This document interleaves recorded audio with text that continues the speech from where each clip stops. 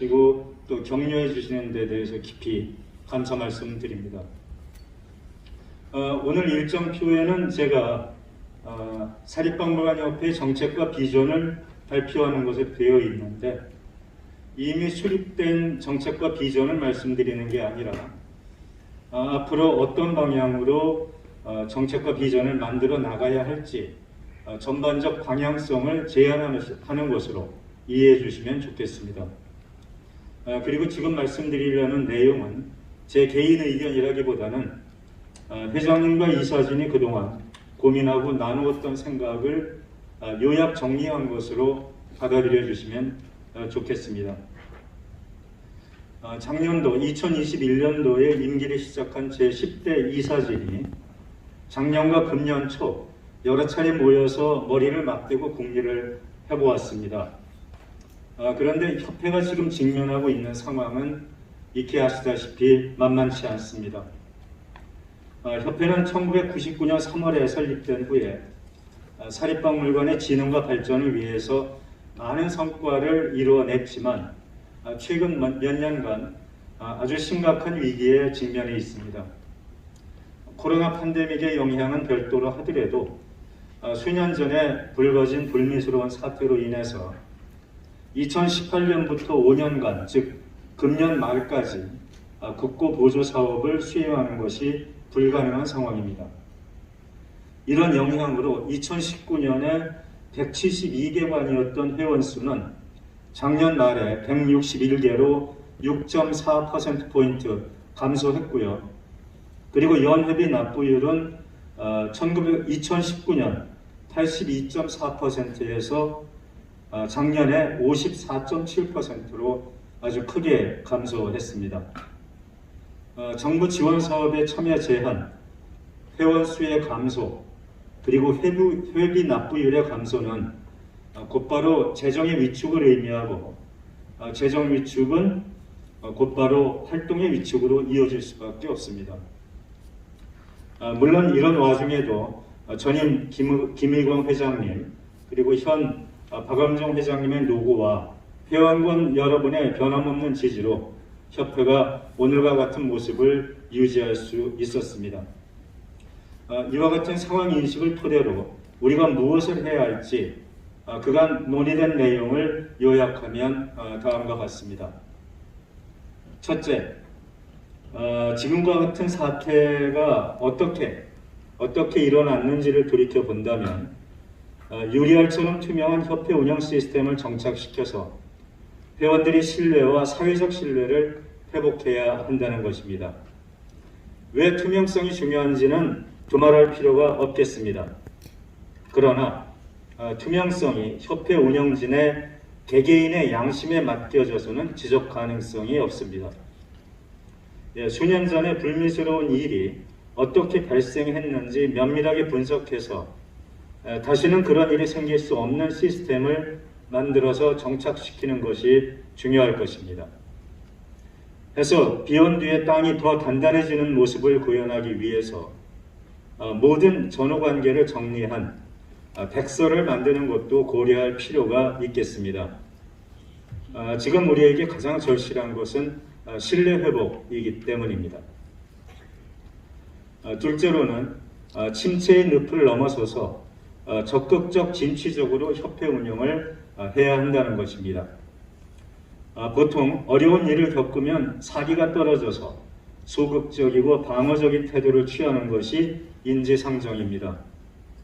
그러나 사기 저하로 혹은 조심성 때문에 몸을 움츠리고 있으면 조직은 더욱 침체될 수밖에 없습니다. 맨 땅에서 문화 콘텐츠를 일궈온 사립박물관 관장님들 특유의 회복 탄력성이 발휘되어야 할 시점입니다. 셋째, 국공립과 구분되는, 국공립과 상호 보완적인 사립박물관의 정체성, 사명, 강점, 차별성을 명확하게 정립하고 이것을 대내외적으로 널리 알리는 일에 주력해야 합니다. 사립박물관들은 남다른 영감과 창의성을 토대로 모래알 속에서 진주를 찾아내듯이 새로운 컨텐츠를 발굴해 왔습니다. 남들이 착안하지 못한 이런 일을 기동력 있게 할 수 있었던 것은 사립박물관들이 사재를 털었기 때문에 가능한 일입니다. 그럼에도 불구하고 사립박물관에 대한 사회의 인식이 곱기만 한 것은 아닙니다. 이와 같은 비판적 시각을 충분히 불식시킬 수 있을 만큼 내부 정화와 사회적 인식 개선에 노력을 기울여야 할 시기입니다. 넷째로 정부가 추진하는 평가 인증 시스템의 도입 그리고 유물 전산화 시스템 등록 사업에 적극적으로 앞장설 필요가 있겠습니다. 우리가 사립으로 시작했으나 지향하는 바가 결국 공공성이라는 점을 부정할 사람은 아무도 없을 것입니다. 현재 정부가 추진하는 중요 정책에 정책 대상이 아니라 즉 피동적으로 끌려다니는 그런 존재가 아니라 정책 주체로 나설 필요가 있다는 것입니다. 우리가 시스템의 한 주체가 되어야만 사립의 특성을 반영한 시스템을 구축할 수 있고 정부도 정책 목표를 온전히 달성할 수 있을 거라고 생각을 합니다. 다섯째, 위와 같은 전향적 활동을 토대로 운영자의 세대 교체에 따른 지속 가능성의 확보, 세제 혜택, 각종 지원 제도 등 사립박물관에 고심하고 있는 당면 과제를 해결하는 데 협회가 적극적으로 나서야 할 것입니다. 요컨대 정부와의 협업이 필요하다는 이야기입니다. 이상 5개 항목으로 그간의 논의와 생각을 정리해 보았습니다. 앞에서 말씀드렸듯이 회장님 이하 이사진들이 모여서 수차례 논의한 내용을 재정리한 거라고 보시면 되겠습니다. 앞에 5개 항목의 키워드를 다시 정리를 하자면 첫째, 신뢰 회복. 둘째, 진취적이고 적극적인 운영. 셋째, 사립의 정체성 확보. 넷째, 정부 정책의 주체로 참여. 그리고 다섯째로 사립의 지속 가능성 확보입니다.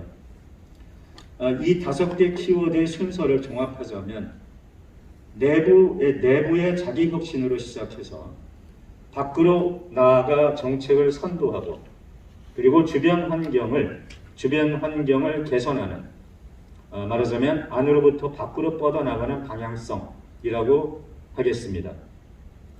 5년의 페널티 기간이 금년 말에 종료되는 것으로 알고 있습니다.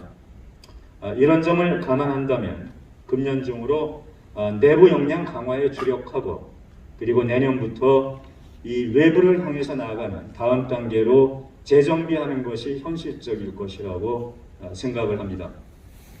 물론 이와 같은 노력이 성공하기 위해서는 모든 박물관 미술관의 큰 우선 역할을 하는 한국박물관협회 그리고 주무관청인 문화체육관광부의 전폭적 지원이 절실하다는 점도 강조되어야 하겠습니다. 오늘은 정기총회를 위해서 일정이 빠듯한 날이라 간략하게 그간의 논의를 요약해서 말씀을 드렸습니다. 늘 반복되는 뻔한 이야기가 아니냐고 하실지 모르겠지만 사립박물관협회가 오랜 침체를 벗어나서 다시 날개를 펴기 위한 기초적인 논의의 시작이라고 이해해 주시면 좋겠습니다. 앞으로 전 회원이 참여해서 이와 같은 정책적 논의를 보다 본격적으로 전개할 수 있는 기회를 마련했으면 합니다. 이후에 추진되어야 할 일들에 회원 여러분의 많은 관심과 참여를 부탁드립니다. 경청해 주셔서 감사합니다.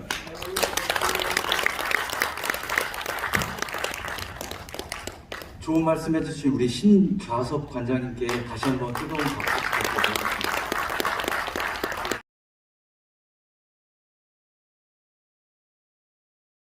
김단진 미술자료박물관은 저희가 내걸은 것처럼 한국 근현대 미술의 자료를 수집하고 보존하고 연구하고 전시하고 학술적인 이런 퍼블리싱, 이런 출판을 통해서 우리나라의 미술의 역사를 다소곳이 보존하고 확장시키고 후손에 남겨주는 일을 목표로 하고 있습니다.